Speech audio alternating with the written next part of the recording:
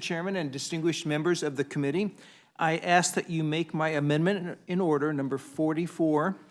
It will prohibit citizens of countries on the Department of Energy's sensitive countries list from entering any national security laboratory facility. And the reason I'm in front of you is that something happened last week that was of concern. Last week, a National Nuclear Security Administration, NNSA, official reportedly said that the United States is willing to let international observers witness our nuclear weapons-related tests in person. The goal allegedly being to encourage China and Russia to be more transparent about their own nuclear arsenals. Opening this door is a threat to our national security. We are seeing China grow its nuclear arsenal at unprecedented rates, Russia collude with North Korea to trade artillery for ballistic missile technology, and Iran achieve breakout capability in enriching weapons-grade uranium. There are a lot more threats we could talk about if we were in a classified setting. So now is not the time to give these nations access to our nuclear weapons tests.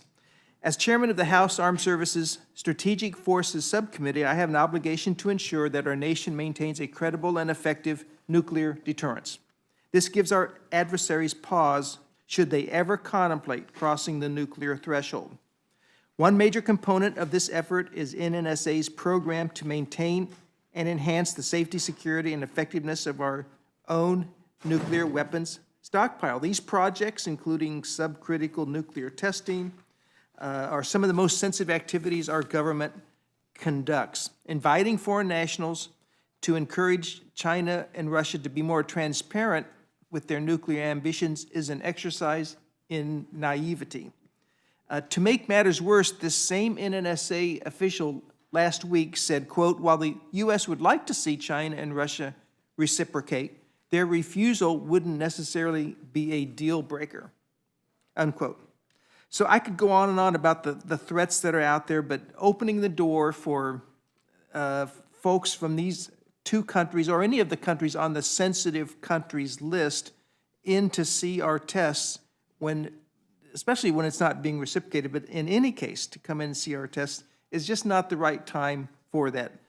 There's a dangerous world out there that the threats are actually getting worse.